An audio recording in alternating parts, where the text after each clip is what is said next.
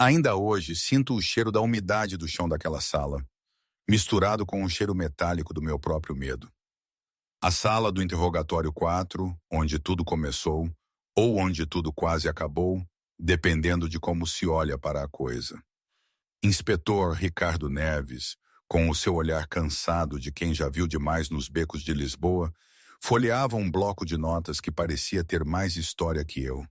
Estava encharcada, a tremer, e as algemas que me tinham algemado, porque agora estava livre, mas ainda sob guarda, deixavam uma marca fria nos meus pulsos. As lágrimas, secas e salgadas, irritavam-me a pele. Ana Ferreira, ele disse sem levantar os olhos. Estava a ser despedida às 18h30.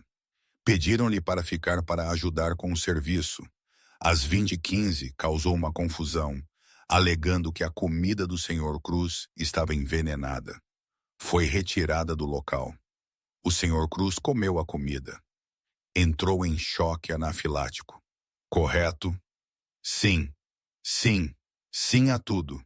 Eu estava lá, vivi cada segundo, mas agora, ao ouvir o inspetor a debitar os fatos com uma frieza tão clínica, parecia que estava a ouvir a história de outra pessoa. A minha própria memória, ainda turva pelo caos das últimas horas, teimava em ser fragmentada, em misturar as cores e os sons.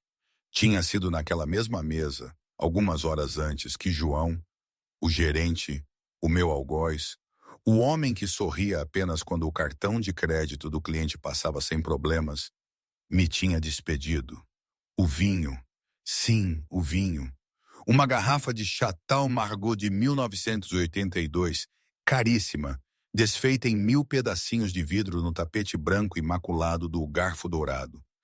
Lembro-me do vermelho escuro a espalhar-se como uma mancha de sangue, do silêncio que caiu na sala de jantar. 40 pares de olhos, todos em mim. O meu rosto queimava, não do calor da cozinha, mas da pura vergonha.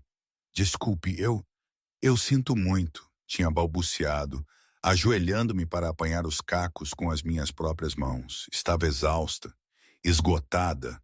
Os meus 24 anos aparecerem 44.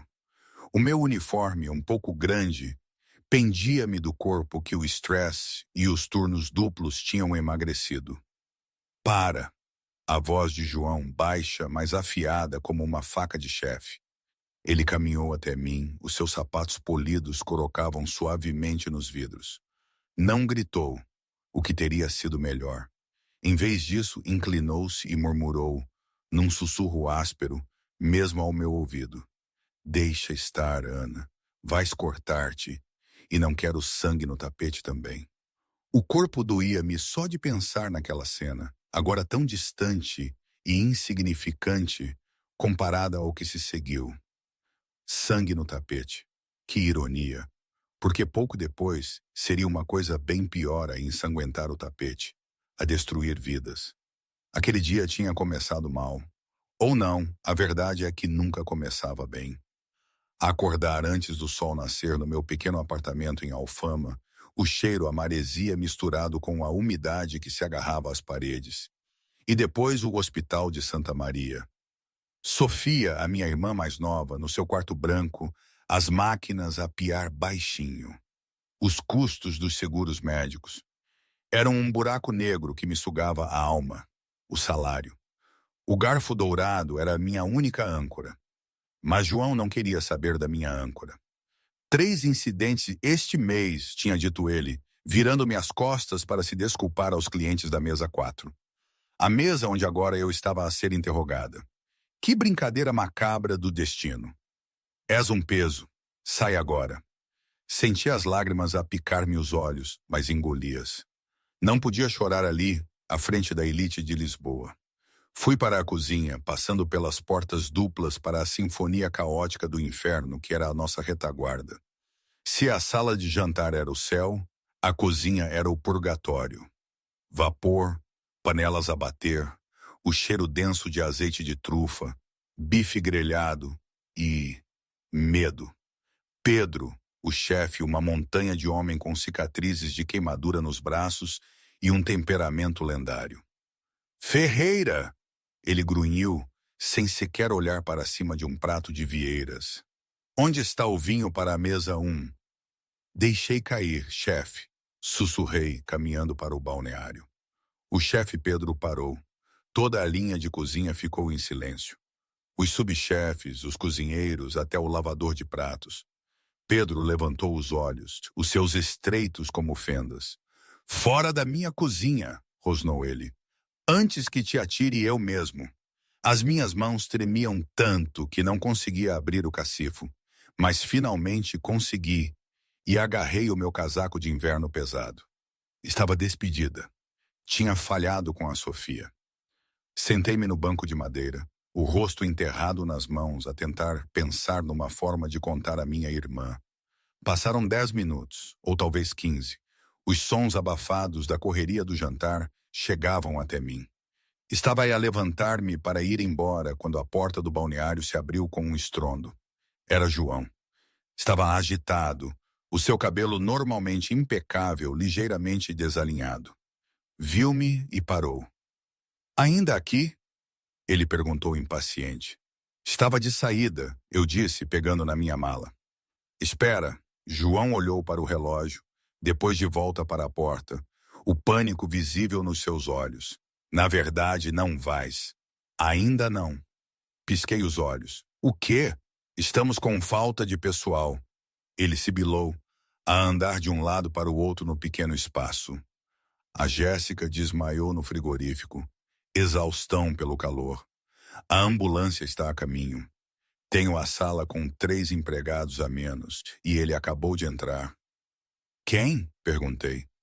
Victor Cruz, João disse, o nome caindo como uma pedra. Geirei. Quem em Lisboa não conhecia o nome? Victor Cruz, o magnata da tecnologia com reputação de destruir negócios que o desapontavam. Um bilionário, um crítico impiedoso, um homem que supostamente tinha o paladar de um deus. Uma má crítica de Cruz não só feria as classificações, como fechava restaurantes. Preciso de gente na sala, João disse, odiando cada palavra. Ficas, trabalhas com água e pão, não falas, não tocas no vinho, não olhas para o Senhor Cruz nos olhos. Apenas mantens os copos cheios e ficas fora do caminho até o turno acabar. Depois, sais para sempre. Percebeste? Um alívio. Uma última noite, mais umas gorjetas. Seria suficiente para os medicamentos da Sofia por mais uma semana. Percebi, eu disse, abotoando o colete de volta. Bom, compõe essa cara, João disse friamente. Pareces um desastre. A atmosfera no restaurante tinha mudado. Era palpável. O ar parecia mais apertado, mais pesado. No centro da perturbação estava Victor Cruz, sentado na melhor mesa da casa, a mesa 1, um recanto semi-privado com vista para o horizonte da cidade.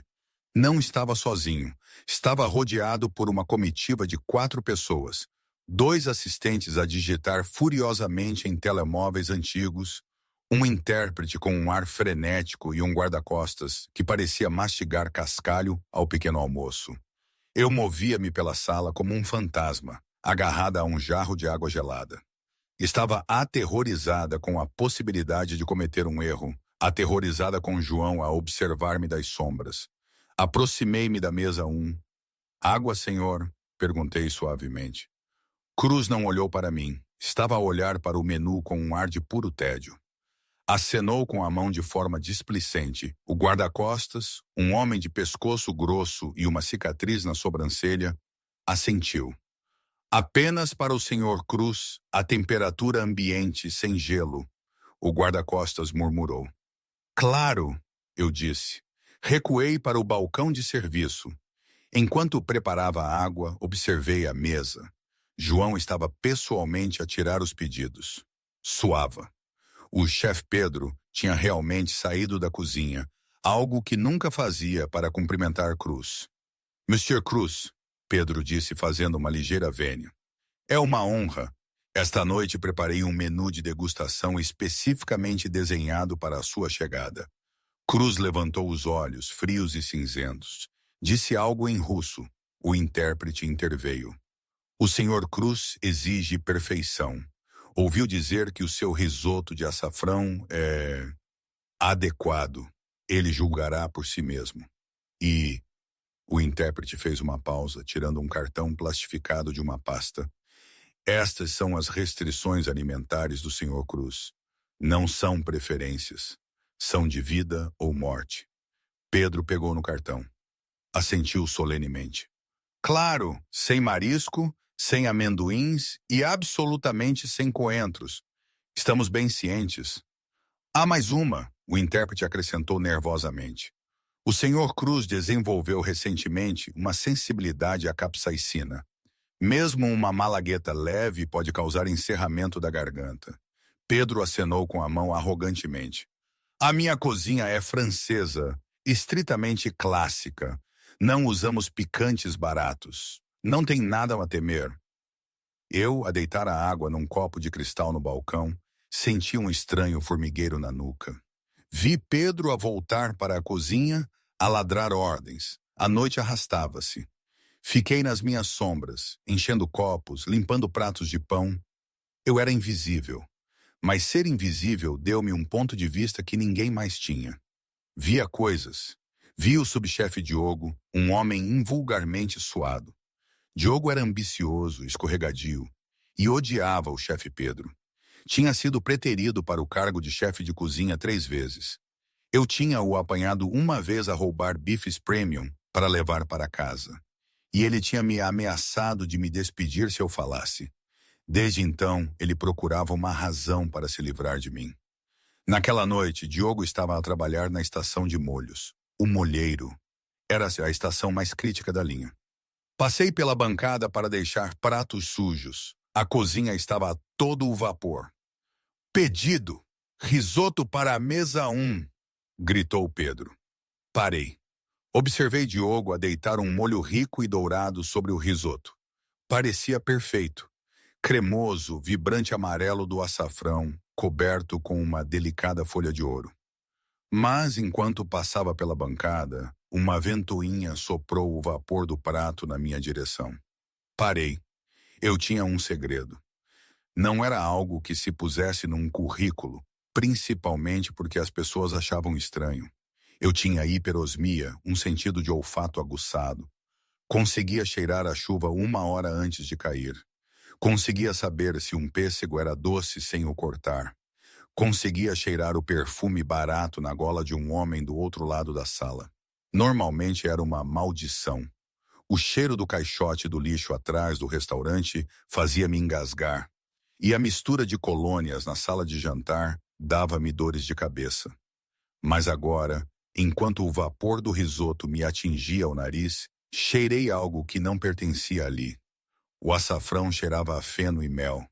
A manteiga cheirava rica e láctea. O parmesão cheirava a noz. Mas por baixo de tudo isso, forte e metálico, havia algo mais. Era tênue, mascarado pelo creme pesado. Mas estava lá. Caiena. Enruguei a testa. Pedro tinha acabado de prometer que não havia malagueta, nem capsaicina. Olhei para Diogo. Ele estava a limpar a borda do tacho de molho com um pano, os olhos a desviarem-se pela cozinha. Parecia culpado. Estafeta, gritou Pedro. Serviço para a mesa 1. Um empregado de mesa chamado Gonçalo pegou no tabuleiro. O risoto, o prato que poderia matar Victor Cruz, estava a sair da cozinha. O meu coração batia furiosamente no peito. Se eu estivesse errada e parasse aquele prato, seria despedida imediatamente. João provavelmente arrastar-me-ia pelos cabelos. Nunca mais trabalharia nesta cidade. Mas se eu estivesse certa... Olhei para o prato. Olhei para Diogo, que agora se ocupava com uma guarnição, recusando-se a olhar para a bancada. O empregado de mesa abriu as portas duplas. Não pensei. Não ponderei os prós e os contras. Apenas agi. Deixei cair a pilha de pratos sujos que segurava no balde com um estrondo ensurdecedor e corri atrás do empregado de mesa. Arrombei a porta da sala de jantar. Gonçalo estava a meio caminho da mesa 1. Victor Cruz estava a enfiar um guardanapo na gola, com um ar expectante. Espera, eu sibilei, alcançando Gonçalo. O que estás a fazer? Gonçalo sussurrou furiosamente, tentando desviar-se de mim.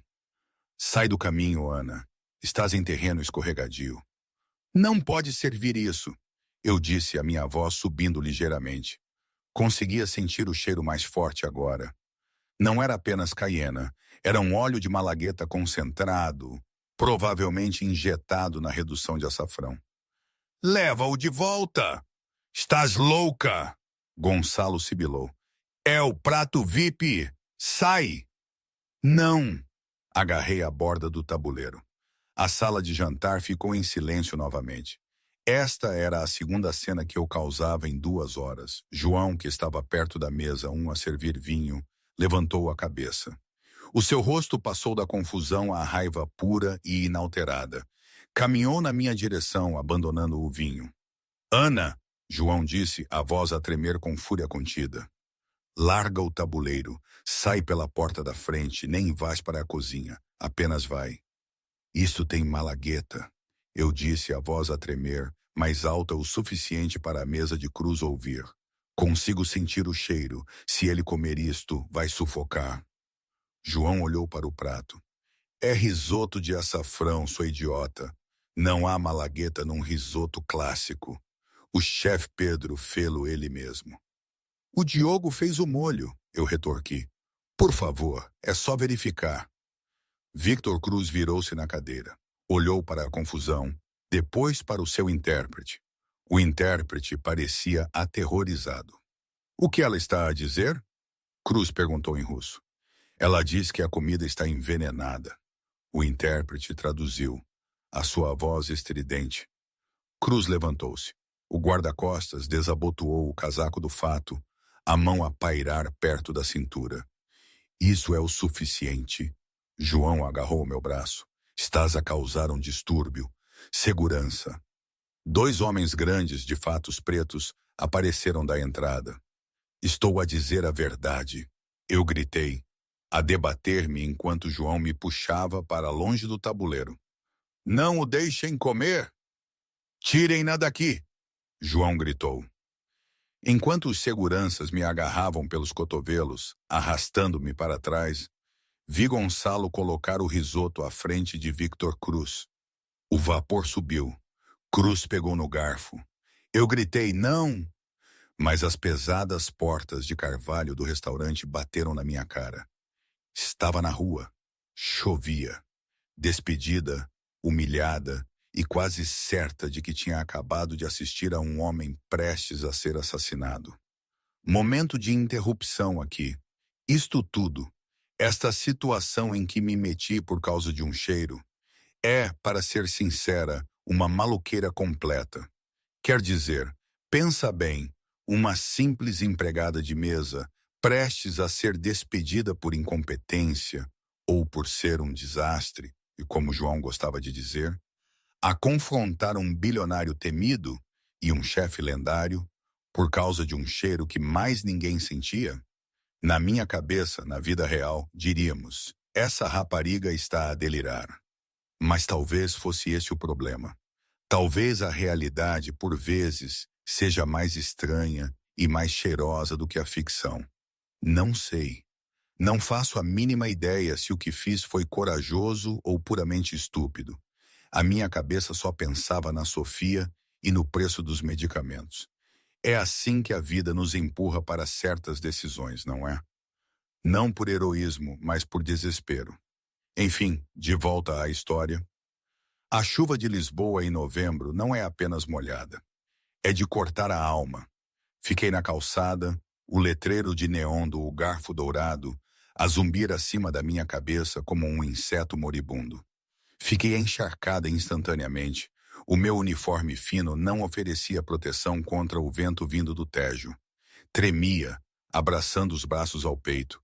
Mas não saí. Não conseguia. A minha mente corria. Ele comeu? Enganei-me. Talvez fosse pimentão. Talvez fosse apenas um lote estranho de açafrão. 1 minuto passou. 2. Eu virei-me para caminhar em direção à paragem do autocarro, o coração pesado com a certeza de que tinha alucinado um cheiro e arruinado a minha vida. Dei 3 passos. Então a porta lá atrás de mim abriu-se com um estrondo. Não foi uma saída calma. Foi uma explosão de movimento. O segurança que me tinha atirado para fora, Samuel, irrompeu para a calçada. Parecia frenético. Percorreu a rua, os olhos selvagens, até que pousaram em mim. Tu, ele rugiu. Encolhi-me recuando. Estou a ir embora. Já vou. Samuel não ouviu. Avançou, agarrando-me o braço com uma força que me iria deixar nódoas negras. Entra agora. O quê? Por quê? Debati-me escorregando no pavimento molhado. Tu despediste-me. Ele está a sufocar. Samuel rosnou, arrastando-me de volta para a entrada. Deu uma dentada e a garganta fechou. Os paramédicos estão a 5 minutos de distância. Não vais a lado nenhum. Senti um buraco frio abrir-se no meu estômago. Eu não estava errada. Cruz tinha comido o risoto. Samuel arrastou-me pelas pesadas portas de carvalho. A cena lá dentro era um pesadelo. O silêncio elegante da sala de jantar tinha sido substituído pelo pânico. Uma cadeira estava virada. Na mesa 1, Victor Cruz estava no chão, agarrando a garganta, o rosto num tom aterrorizante de violeta. O seu guarda-costas estava ajoelhado sobre ele, a espetar-lhe um EpiPen na coxa. João estava ali perto, com cara de quem ia vomitar a qualquer momento. Pedro gritava com os subchefes. Os convidados estavam de pé, sussurravam, gravavam com os telemóveis. Samuel empurrou-me para o grupo. Já lhe apanhei, senhor João. João virou-se. O seu rosto estava pálido, os olhos injetados de sangue. Olhou para mim, não com alívio, mas com pura e descarada acusação. Tu, João sibilou, apontando-me um dedo trêmulo. Tu fizeste isto. Pisquei os olhos, a água a pingar do meu cabelo para o tapete. O quê? Não, eu tentei impedi-lo. Tu sabias, João gritou, a voz a falhar. Tu gritaste que estava envenenado antes mesmo de ele tocar. Como sabias, Ana? Como sabias que havia malagueta no risoto, a menos que tu a tivesses posto? A sala ficou mortalmente silenciosa. Até o guarda-costas de Cruz levantou a cabeça do seu chefe ofegante. A minha respiração ficou presa na garganta. A lógica era distorcida, mas da perspectiva deles, era perfeita. Eu era a empregada descontente. Tinha acabado de ser despedida. Tinha causado uma cena e tinha previsto o veneno. Eu senti o cheiro, gritei olhando em volta para o círculo de rostos hostis. Eu disse que tenho um nariz sensível. Senti o cheiro da capsaicina no molho. Treta! Diogo, o subchefe, saiu da linha da cozinha. Vestia o seu impecável casaco de chefe branco com um ar de profissionalismo e preocupação. Não se pode cheirar extrato de malagueta inodoro através de uma redução de açafrão. Ana, isso é impossível. Estás a mentir. Não estou, eu implorei. Olhei para Pedro. Chefe, conhece-me. Trabalho aqui há 2 anos. Nunca faria mal a um cliente. Pedro olhou para mim, o rosto ilegível. Olhou para o bilionário ofegante no chão. Olhou para a sua reputação arruinada. Fez um cálculo. Ela foi despedida por incompetência esta noite, Pedro disse friamente, o seu sotaque francês carregado de desdém. Estava zangada. Tinha acesso à bancada. As sirenes uivavam à distância. Mais alto. As luzes vermelhas e azuis começaram a piscar contra as janelas da frente do restaurante, lançando um efeito de luz estroboscópica sobre o desastre. Ninguém sai, o guarda-costas grunhiu, levantando-se enquanto a respiração de Cruz começava a estabilizar ligeiramente, embora ainda áspera e sibilante. A polícia está a caminho. Isto é uma cena de crime, e ela apontou um dedo enorme para mim. É a principal suspeita. Ora essa! Senti as paredes a fecharem-se. já não estava apenas despedida. Estava prestes a ser presa por tentativa de homicídio. A polícia chegou em força. Em 20 minutos, o Garfo Dourado estava completamente cercado. Os convidados foram escoltados para fora depois de darem depoimentos, deixando apenas o pessoal, a equipa de segurança e a forma inconsciente de Victor Cruz, que tinha sido levado de urgência para o Hospital de Santa Maria em estado crítico. A sala de jantar foi transformada numa sala de espera improvisada. A polícia separou o pessoal da cozinha do pessoal de sala. O inspetor Ricardo Neves entrou. Ele era um homem que parecia ter visto demais o lado sombrio de Lisboa. Vestia um gabardine amarrotado e carregava um bloco de notas que parecia mais velho que eu. Montou um espaço de interrogatório improvisado na mesa 4, a mesma mesa onde eu tinha deixado cair a garrafa de vinho poucas horas antes. Eu estava sentada numa cadeira no canto, observada por um agente fardado. Ainda estava molhada a tremer, as mãos envoltas numa chávena de café morno que um solícito funcionário da limpeza me tinha conseguido. Ana Ferreira, Neves chamou. Levantei-me com as pernas trêmulas e caminhei até a mesa. João estava perto do bar, a observar-me com olhos de pedra. Diogo estava encostado à porta da cozinha, braços cruzados, com um ar confiante. Sente-se, Neves disse. Não parecia zangado, apenas cansado. Eu sentei-me. Neves virou uma página no seu bloco de notas. Deixe-me ver se percebo esta cronologia. Foi despedida às 18h30. Pediram-lhe para ficar para ajudar com o serviço. Às 20h15 causou um distúrbio, alegando que a comida do Sr. Cruz estava adulterada. Foi retirada do local. O Sr. Cruz comeu a comida. Entrou em choque anafilático. Correto? Sim, sussurrei. Os peritos estão a analisar as sobras agora, Neves disse recostando-se. Mas o teste de campo preliminar confirma altas concentrações de óleo de capsaicina. Aproximadamente 500.000 unidades Scoville. Isso não é um acidente. Isso é uma arma. Ele inclinou-se para a frente, olhando-me nos olhos. O senhor João diz-me que estava chateada por ter sido despedida. Ele diz que ameaçou que todos iriam arrepender-se. Eu nunca disse isso, ofeguei olhando para João. Eu disse que estava arrependida. Implorei pelo meu emprego. E então Neves continuou, ignorando-me. O subchefe Diogo afirma que a viu a rondar a estação de molhos enquanto ele estava no frigorífico. Virei a cabeça para olhar para Diogo. Mentiroso! Eu estava na estação de água. Nunca fui atrás da linha. Diogo encolheu os ombros, o rosto uma máscara de arrependimento calmo. Quem me dera que isso fosse verdade, Ana. Mas eu vi-te. Estavas a segurar uma pequena garrafa. Pensei que fosse apenas desinfetante para as mãos ou algo assim. Não pensei que fosses... Ele deixou a frase morrer, abanando a cabeça. Isto é uma loucura, eu disse, a minha voz subindo. Eu senti o cheiro. Foi assim que soube. Eu tenho hiperosmia. Perguntem a quem quiserem. Consigo cheirar quando o leite vai expirar 2 dias antes da data.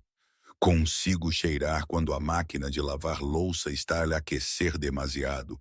Senti o cheiro da malagueta no vapor. Neves suspirou, bateu com a caneta na mesa. Hiperosmia. Que superpoder conveniente, senhorita Ferreira. Mas aqui está o problema. Acabamos de fazer uma busca no balneário. Ele meteu a mão no bolso e tirou um pequeno saco de plástico para provas. Dentro havia um pequeno frasco de vidro vazio com um conta-gotas preto. Encontramos isto no seu cacifo, Neves disse. No bolso do seu casaco de inverno. Olhei para o saco. O mundo parecia inclinar-se no seu eixo. Isso não é meu. Tem vestígios do exato óleo de malagueta encontrado no risoto, Neves disse, e estava no seu casaco. O cacaco que usava quando tentou fugir do local. Eu não tentei fugir. Eles atiraram-me para fora. Gritei, as lágrimas finalmente a escorrerem. O Diogo deve ter posto lá. Ele tem a combinação do fecho mestre. Ele é o único que podia entrar no meu cacifo. Por que razão o subchefe envenenaria o seu próprio prato VIP e incriminaria uma empregada de mesa? Neves perguntou ceticamente. Porque ele quer o emprego do Pedro. Eu disse, as peças a encaixarem-se na minha mente. Se esta noite fosse um desastre, o Pedro seria culpado. Cruz arruína restaurantes. Se Cruz morre ou fica doente, Pedro está acabado. Diogo assume o comando. Ele tem falado sobre isso há meses. É uma boa história, Neves disse, levantando-se. Mas eu tenho provas físicas a ligá-la à arma, e a senhora tem o motivo de uma empregada descontente.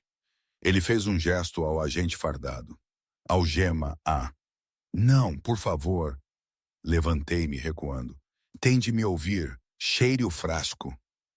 Neves parou. Perdão? Cheire o frasco, gritei. Estou a dizer-lhe que consigo cheirar coisas que o senhor não consegue.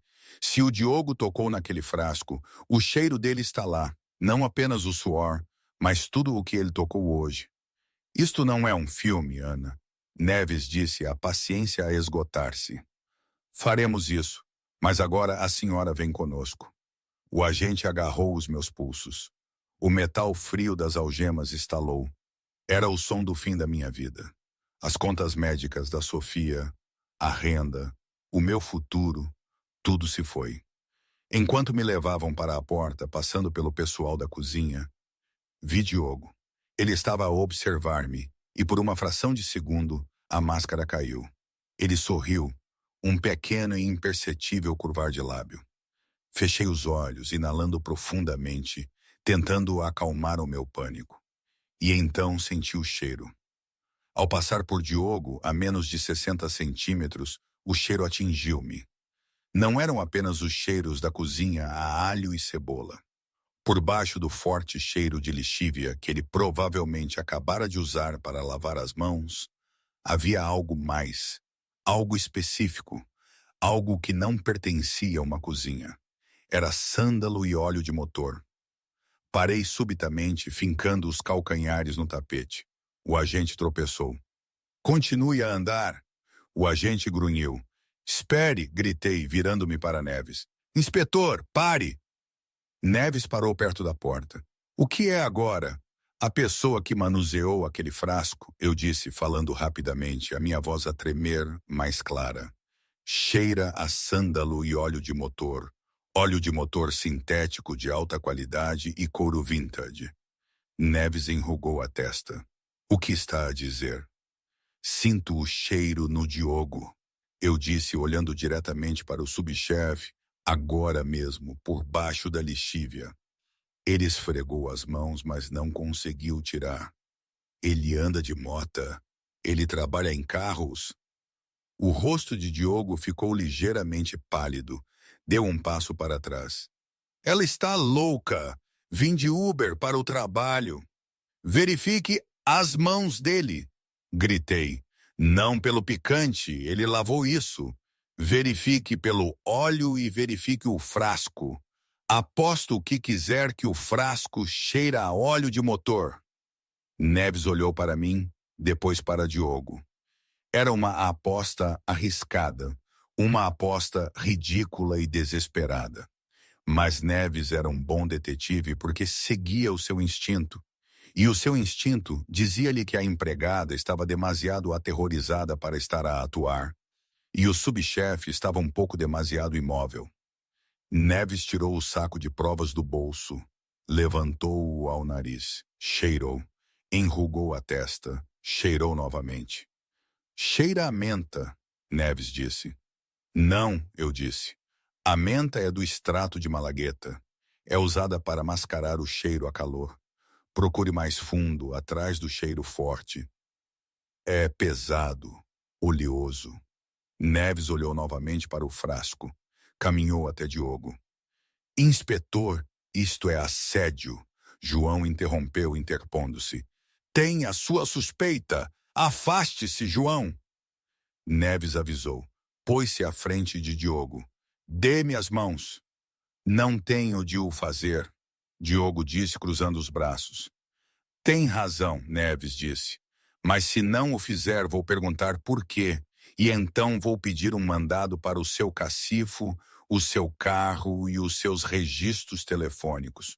Ou me mostra as mãos e provamos que a empregada louca está errada. Diogo hesitou. O silêncio prolongou-se. O pessoal da cozinha assistia sem fôlego. Lentamente, Diogo estendeu as mãos. Estavam rosadas, esfregadas, em carne viva. Neves inclinou-se, cheirou. Recuou, os olhos estreitando-se. Olhou para mim com uma expressão estranha no rosto. Não sinto cheiro a óleo de motor, Neves disse. O meu coração partiu-se. Tinha a certeza. Mas, Neves continuou, sinto cheiro a sândalo. Muito dele como uma colônia cara e distinta. E estou a sentir um leve cheiro a menta na bolsa de plástico onde este frasco estava guardado. Não no frasco em si, mas na bolsa. Diogo puxou as mãos para trás. Eu uso colônia. E daí? Provavelmente toquei na maçaneta do cacifo. Ana, Neves disse virando-se para mim, disseste óleo de motor. Eu disse, insisti. É fraco, mas está lá. Como um carro antigo ou um pano de mecânico. Não tenho carro, Diogo cuspiu. Já disse. Mas ele tem. Uma voz veio do fundo da sala. Todos se viraram. Era Gonçalo, o empregado de mesa que tinha servido o risoto. Parecia aterrorizado ao falar, mas deu um passo em frente. O Diogo não conduz, Gonçalo disse, mas o irmão dele conduz. O irmão dele tem uma oficina em Chabregas. O Diogo andou lá a manhã toda antes do turno. Ele disse-me que estava a ajudar o irmão a arranjar um Mustang de 67. Neves olhou para Diogo. O subchefe suava agora, gotas visíveis de transpiração na testa. Então, Neves disse, a voz baixando uma oitava. Esteve numa oficina de mecânica a manhã toda. Sujou as mãos de óleo. Lavou-se, veio trabalhar, manuseou um frasco de veneno, plantou-o no cacifo da Ana e depois esfregou as mãos com lixívia. Mas esqueceu-se que o óleo se infiltra nas cutículas. Isto é circunstancial, Diogo gritou. Não tem nada. Tenho o suficiente para pausar esta detenção, Neves disse. Fez um sinal ao agente. Desalgema-a. O quê? João ofegou. Não pode estar a falar a sério. E algeme-o, apontou para Diogo. Está a cometer um erro. Diogo gritou enquanto o agente o agarrava. Ela é uma bruxa. Ela está a mentir. Veremos, Neves disse. Vamos recolher amostras das suas mãos para resíduos de hidrocarbonetos. Se encontrarmos óleo de motor que corresponda aos resíduos da bolsa, vai ser acusado de tentativa de homicídio. O agente apertou as algemas em Diogo. Esfreguei os pulsos, sentindo o sangue voltar. Não estava segura ainda. Diogo não tinha confessado, mas tinha ganho tempo. De repente, as portas da frente abriram-se novamente. Um homem de fato preto e elegante entrou. Não era polícia. Segurava um telefone ao ouvido. Caminhou diretamente para João e Neves. Quem está no comando aqui? O homem perguntou. Eu estou, Neves disse. Inspetor Neves, PSP. Sou Arthur Valente, o homem disse. Consultor jurídico pessoal de Victor Cruz. A sala gelou. O senhor Cruz recuperou a consciência, Valente disse. Está impossibilitado de falar, mas está a escrever e emitiu uma instrução específica. Olhou pela sala até os seus olhos caírem em mim. Ele quer ver a empregada de mesa, Valente disse. E eu? Eu guinchei. Ele quer saber, o advogado disse, olhando para mim com curiosidade clínica. Como é que uma empregada de mesa sabia que a comida dele estava envenenada quando a sua própria equipe de segurança não sabia? E ele quer vê-la agora. A viagem para o Hospital de Santa Maria foi silenciosa. Sentei-me na parte de trás de um SUV preto ladeada pela segurança de Cruz. Não estava sob prisão, mas certamente não estava livre. Levaram-me por um elevador privado para a ala VIP. O corredor estava alinhado com mais segurança. Entramos numa grande suíte, que parecia mais um quarto de hotel do que um hospital. Victor Cruz estava sentado na cama, ligado a um soro e a um monitor cardíaco. O seu rosto ainda estava inchado, a pele pálida, mas os seus olhos estavam alertas, perigosos. Segurava um tablet na mão, não conseguia falar. A sua garganta provavelmente estava demasiado inchada, então ele digitava. Uma voz mecânica falava do tablet. Aproxime-se, disse o tablet. Aproximei-me da cama. Senti-me pequena, suja no meu uniforme, a cheirar a chuva e a esquadra de polícia. Cruz estudou-me, olhou para as minhas mãos, o meu rosto, os meus olhos. Digitou novamente. A polícia diz que cheirou o veneno. É verdade? Sim, senhor, eu disse suavemente. A polícia pensa que a senhora tem sorte ou é culpada.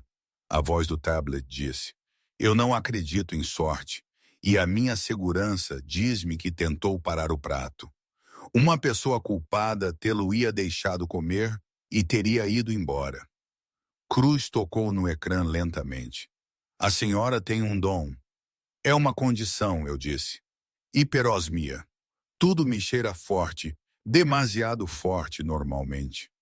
Os olhos de Cruz estreitaram-se. Ele fez um gesto para a mesinha de cabeceira. Havia 3 cúpulas de vidro idênticas cobrindo 3 pequenos pratos. Teste, disse o tablet. Se estiver a mentir, o meu advogado garantirá que vai para a prisão pelo venimento. Se estiver a dizer a verdade, conversaremos. Olhei para as cúpulas. O que faço? Diga-me o que está debaixo delas, sem levantar o vidro.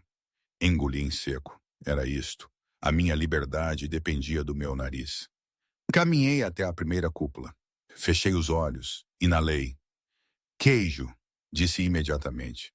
Um cheddar forte, envelhecido, talvez 5 anos, e uma bolacha de água e sal, sem sal. Cruz assentiu uma vez.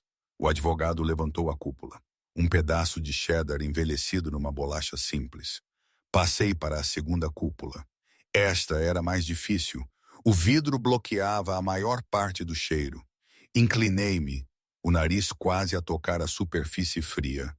Fruta, disse. Citrus. Kumquat. Não, é mais doce. Uma clementina. A casca está ligeiramente partida. O advogado levantou a cúpula. Uma única clementina descascada. As sobrancelhas de Cruz subiram. Apontou para a terceira cúpula. Caminhei até ela. Inalei.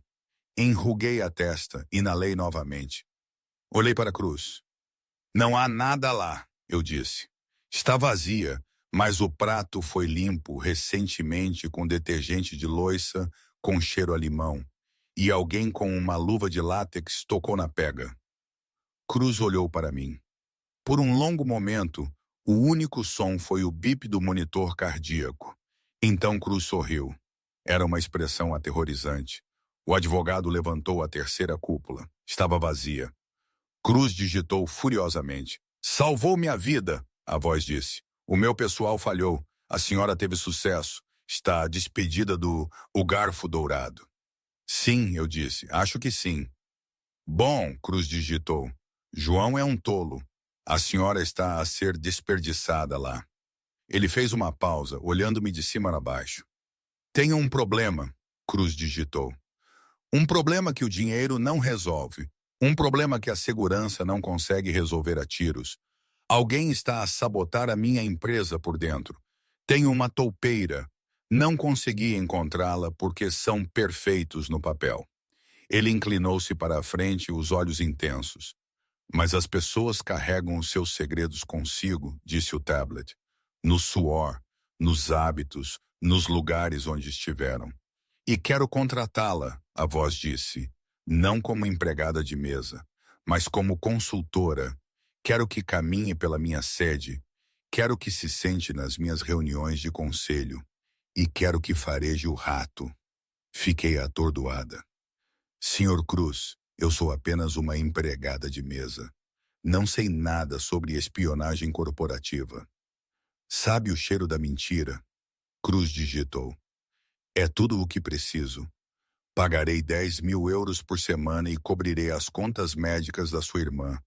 Todas elas, no Hospital de Santa Maria. Congelei. Como? Como é que ele sabia da minha irmã? Sei tudo sobre as pessoas que me salvaram a vida. Cruz digitou. Temos um acordo? Olhei para o bilionário. Olhei para o advogado. Pensei na Sofia sentada no hospital e na pilha de contas de último aviso na minha bancada da cozinha. Pensei no rosto de João quando me despediu. Sim, eu disse, a minha voz firme. Temos um acordo. Excelente, Cruz digitou.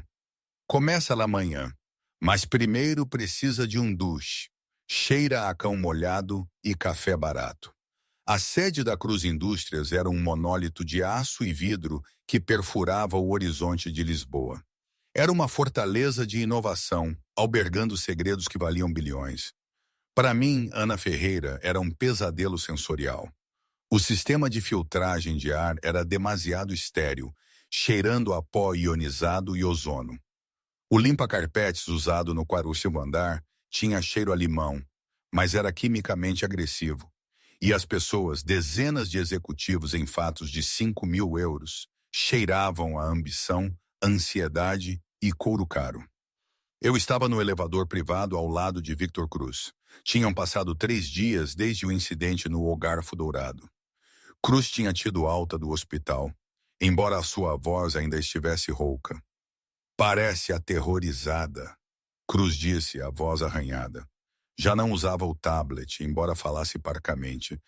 Eu sou uma empregada de mesa, eu disse, alisando a saia do novo fato de negócios que Arthur Valente me tinha comprado. Sei como equilibrar tabuleiros, não como descobrir espiões corporativos. A senhora é uma consultora, Cruz corrigiu, e não está à procura de um espião. Está à procura de uma fuga. Uma fuga tem uma fonte tem um cheiro. As portas do elevador abriram-se para o andar executivo. Era um pesadelo de plano aberto de betão polido e mobiliário minimalista.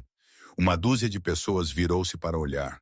Viram o seu CEO aterrorizante e, ao lado dele, uma jovem que parecia poder fugir a qualquer momento. Esta é a Ana, Cruz anunciou à sala. Ela é a minha nova consultora de bem-estar. Ela está aqui para avaliar os níveis de estresse da equipa executiva. Tem acesso total. Falem com ela. Ele entrou no seu escritório, deixando-me sozinha no tanque de tubarões. Arthur Valente, o advogado, aproximou-se de mim. Ofereceu um sorriso fino e apertado. Não se preocupe, Ana. Apenas ande por aí. Cheire o ar. Se sentir um cheiro a traição, avise-nos. Na semana seguinte, tornei-me um fantasma na máquina. Sentei-me em reuniões de marketing, sentindo o cheiro a café velho e o medo dos associados juniores. Caminhei pelas salas de servidores, onde o cheiro a silício quente e pó era avassalador. Procurava algo específico. Cruz tinha me dito que a fuga estava relacionada com o projeto Quimera, um protótipo revolucionário de bateria quântica. Os planos tinham sido divulgados a um concorrente em Xangai meras horas depois de serem finalizados. A fuga tinha de ser física. Os servidores estavam isolados do ar. Alguém tinha saído deste edifício com os dados numa unidade.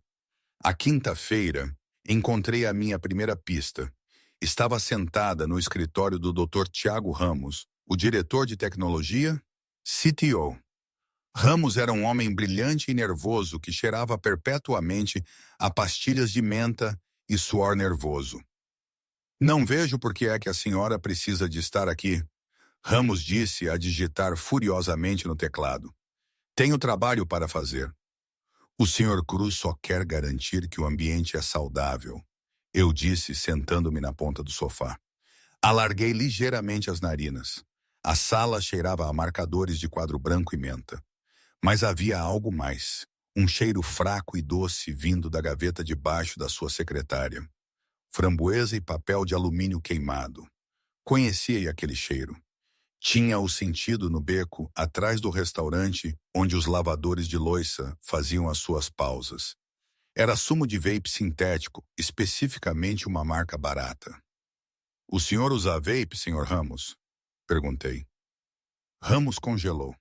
"Perdão?" "Sinto o cheiro a sumo de vape de framboesa", eu disse. "É contra a política da empresa fumar dentro de casa." O rosto de Ramos ficou vermelho. "Não sei do que está a falar." E eu continuei levantando-me e caminhando para mais perto. Sinto o cheiro misturado com betão úmido, o tipo que se encontra num parque de estacionamento. Especificamente, o nível mais baixo do parque de estacionamento. B4. Ramos bateu com o portátil. Saí, mas fui diretamente para a Cruz. "Ramos está a esconder algo." Eu disse a Cruz e Arthur Valente no escritório do CEO. "Ele está a fumar no escritório para encobrir o estresse e cheira ao nível subterrâneo. Mas os executivos estacionam no B1. Por que é que ele está a ir para o B4? "B4 é armazém", Arthur Valente disse franzindo a testa. "Arquivos antigos, manutenção." "Ele está a encontrar-se com alguém lá", Cruz disse, os olhos escurecendo. "Filmagens de segurança." "Não há câmaras nos pontos cegos do B4, Arthur Valente observou. "É por isso que o pessoal vai lá fumar." "Esta noite", Cruz comandou, "vamos observá-lo." Naquela noite, a armadilha estava montada. Eu, Cruz e o seu chefe de segurança, um homem enorme chamado Samuel, o mesmo que me tinha atirado para fora do restaurante, sentamo-nos numa carrinha escurecida no parque de estacionamento B4. Às 19h, o elevador fez ding. Dr. Tiago Ramos saiu. Parecia aterrorizado. Carregava uma pasta. Caminhou até o canto mais distante, atrás de um pilar de betão. Um momento depois, um sedã cinzento parou. A janela baixou. Ramos entregou a pasta pela janela. Apanhamo-lo. Samuel grunhiu, estendendo a mão para a maçaneta da porta. "Espere", eu sussurrei. Pressionei o rosto contra o vidro frio da janela da carrinha. O sistema de ventilação da garagem estava a empurrar o ar na nossa direção. "O que é?", Cruz perguntou. "O carro", eu disse, os olhos arregalados. "Consigo sentir o cheiro do escape. Está a funcionar rico, mas lá dentro... O condutor? O que tem o condutor?"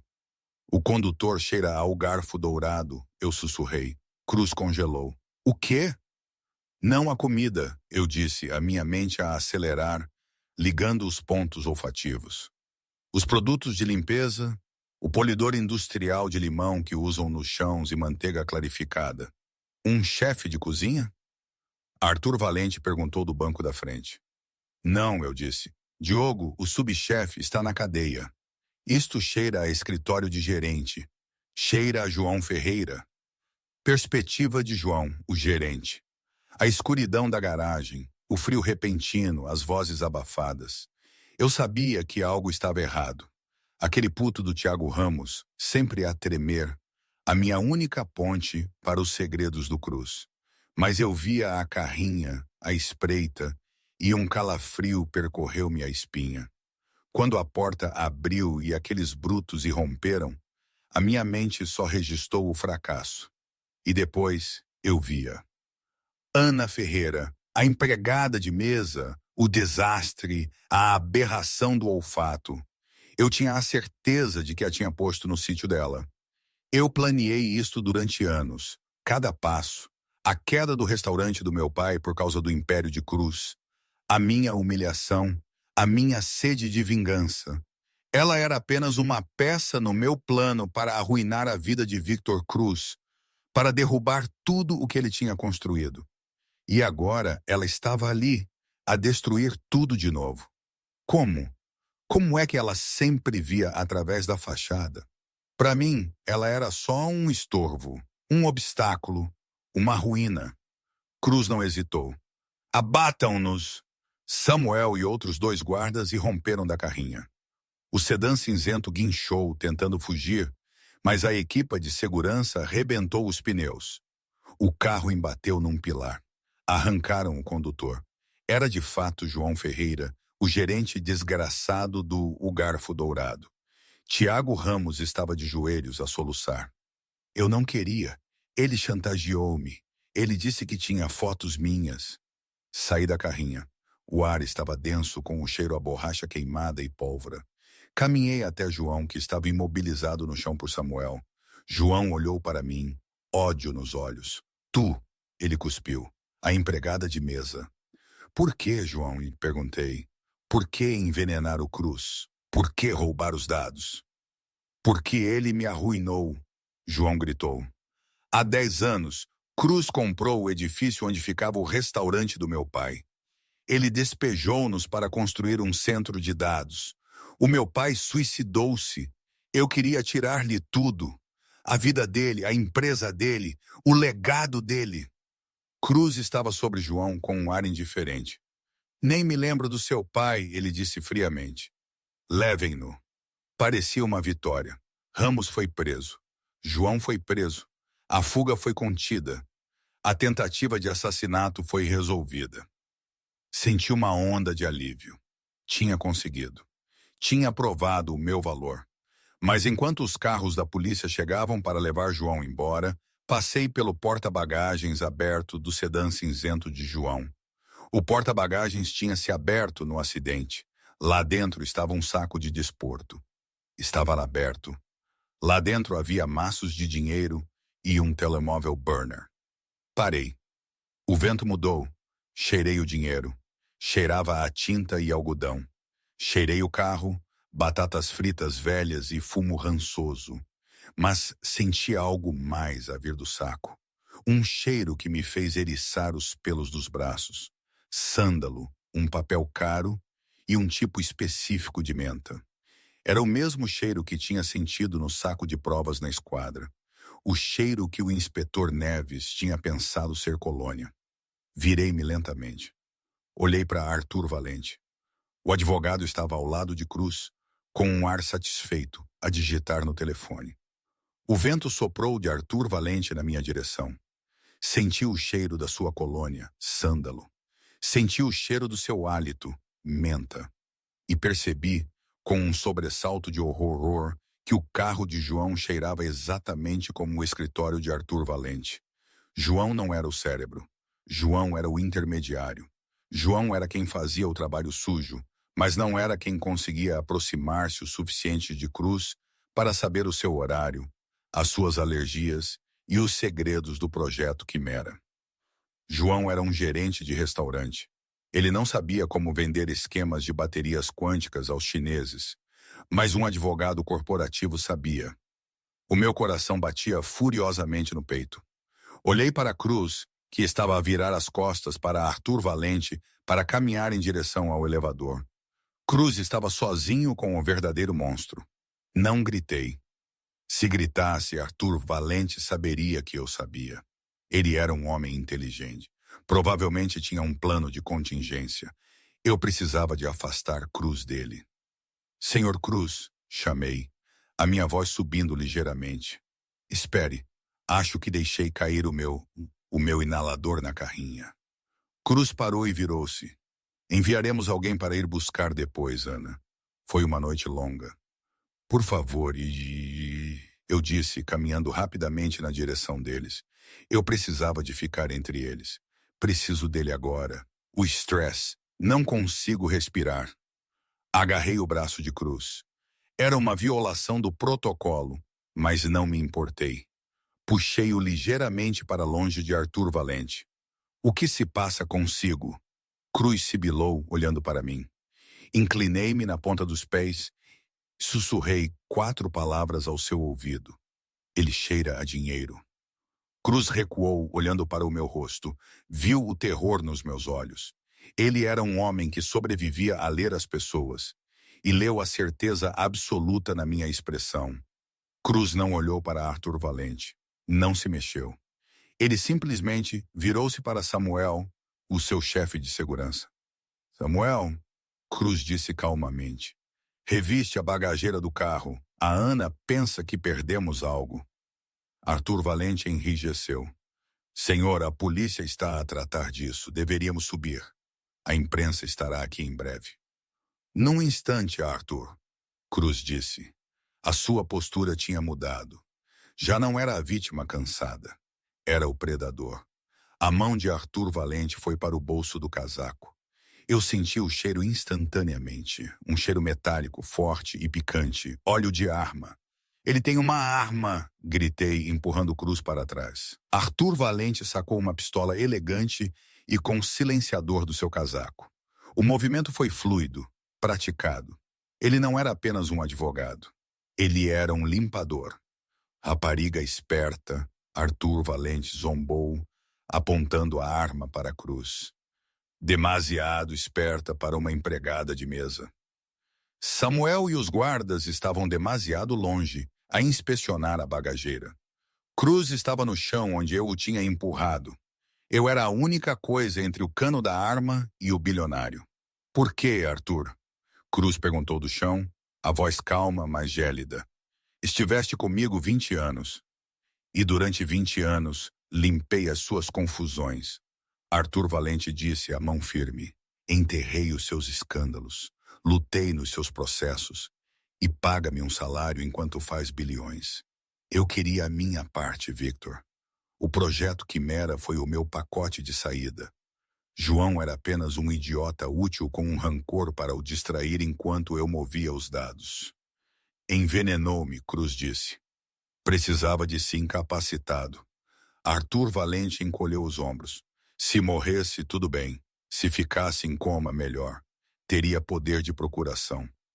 Mas esta ratinha apontou a arma para mim. Farejou tudo, literalmente. Afaste-se, Ana, Arthur Valente comandou. Vou meter-lhe uma bala na cabeça e depois vou embora. Se mover, vive. Olhei para a arma, olhei para Arthur Valente. Consegui sentir a adrenalina a escorrer dele. Cheirava azedo como vinagre. Olhei para o ambiente. Estávamos numa garagem de betão. As ventoinhas rugiam acima de nós. O meu nariz captou algo mais, um cheiro que tinha ignorado antes por causa dos gases de escape dos carros. Propano. Atrás de Arthur Valente, contra a parede, havia uma jaula de botijas de propano para as polidoras de chão. Uma das balas perdidas do tiroteio anterior com o carro de João deve ter atingido uma válvula. Era um assobio tênue, um cheiro fraco, mas para mim estava a gritar. Arthur Valente estava a 1,5 metros de uma nuvem invisível de gás explosivo. Olhei para Arthur Valente. Não o pode abater. Veja só. Arthur Valente apertou o dedo no gatilho. Não, eu disse levantando as mãos. Quero dizer, literalmente, não pode. Sente o cheiro disso? Arthur Valente franziu a testa.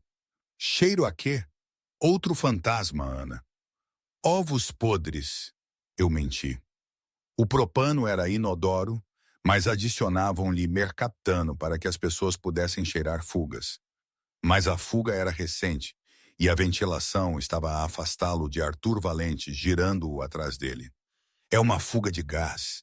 Se disparar essa arma, o flash do cano irá inflamar o ar atrás de si.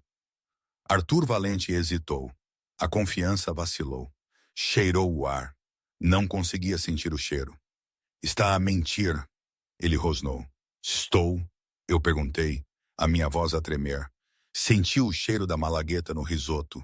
Senti o cheiro do sumo de vape no Ramos. Senti o cheiro do dinheiro na bagageira.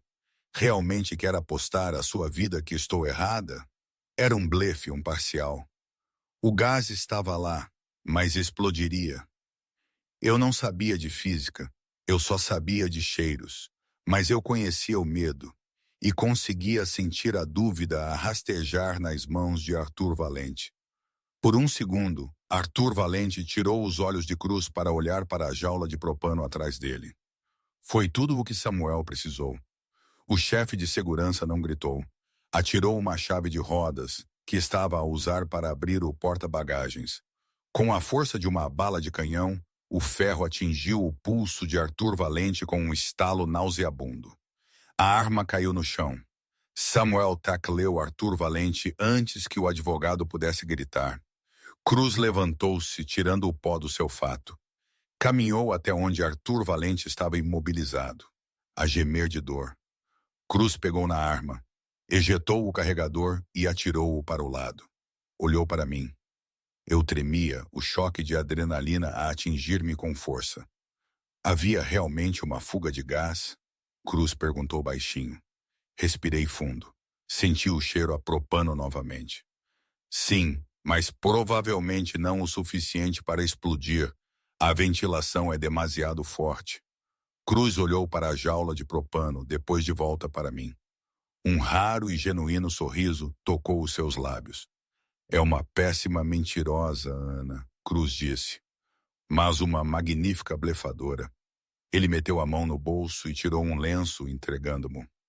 Limpe o rosto, ele disse. Temos uma reunião do conselho de manhã e vai precisar de um aumento. 6 meses depois, Ana Ferreira entrou no Garfo Dourado. Não usava um avental demasiado grande. Usava um blazer creme sob medida e saltos. O restaurante estava sob nova direção. Pedro ainda era o chefe de cozinha.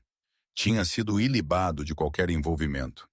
Mas a atmosfera era diferente, mais leve. A recepcionista, uma rapariga nova que parecia tão aterrorizada quanto eu tinha sido, apressou-se a aproximar-se. Tem reserva, senhora? Vou encontrar-me com alguém, eu disse. Caminhei até a mesa 1. Victor Cruz estava à espera. Levantou-se quando me aproximei. Ana está atrasada. Estava a trabalhar, eu disse sentando-me. A fusão com a empresa de tecnologia japonesa. O CEO deles cheirava a quem escondia uma doença cardíaca. Aconselhei o conselho a adicionar uma cláusula de saúde ao contrato. Poupei-nos 10 milhões em prêmios de seguro. Bom, Cruz disse, servindo-me um copo de água, com gás, sem gelo. E a sua irmã? Eu sorri. A tensão que me tinha definido o rosto durante anos tinha desaparecido. Sofia saiu do hospital. Remissão. Vai começar a faculdade no outono. Design gráfico. Excelente, Cruz disse. Um empregado de mesa aproximou-se. Era Gonçalo, o mesmo que quase tinha servido o veneno. Olhou para mim, os olhos arregalados. Colocou um prato de risoto de açafrão na mesa. Cortesia do chefe Pedro, Gonçalo gaguejou. Ele verificou pessoalmente. Olhei para o risoto. Estava dourado. Perfeito. Inclinei-me sobre o prato. Fechei os olhos e inalei. Açafrão, manteiga, parmesão, vinho branco. Abri os olhos e sorri para Gonçalo. Trufa, eu disse. Trufa branca de alba? Ele está a tentar bajular-me. Está a resultar? Cruz perguntou, pegando no garfo. Peguei no meu próprio garfo. Absolutamente. Dei uma dentada. Sabia a vitória. E aqui estou, hoje, ainda com o meu olfato, a minha maldição, que se tornou o meu maior trunfo. A vida é estranha, não é? Ninguém te ensina a confiar nos teus sentidos mais básicos quando o mundo te diz para ignorá-los. Ana Ferreira foi despedida por deixar cair um tabuleiro. Foi humilhada, acusada e ameaçada. Mas aprendi algo valioso nos fogos do Garfo Dourado e nas salas de reuniões da Cruz Indústrias. O mundo está cheio de segredos. As pessoas mentem, os sorrisos mentem, até os olhos podem mentir. Mas o cheiro, esse, nunca mente.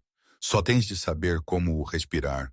E é assim que Ana Ferreira passou de empregada de mesa despedida à consultora corporativa mais bem paga de Lisboa. Eu provei que, por vezes, a sua característica mais estranha é, na verdade, o seu maior superpoder. E Victor Cruz aprendeu que a lealdade não se encontra num currículo, mas nas pessoas dispostas a dizer a verdade quando todos os outros permanecem em silêncio. Eu nunca mais voltei a servir mesas, mas ainda dou 50% de gorjeta, porque sei exatamente como cheira o inferno na retaguarda de um restaurante. E hoje, não sei. Às vezes penso que foi a melhor coisa que me podia ter acontecido. Outras vezes, penso que cometi um erro. Provavelmente ambos. É assim que a vida é, não é? Nada é claro. Nada é perfeito, mas é a minha vida, e isso de alguma forma cheira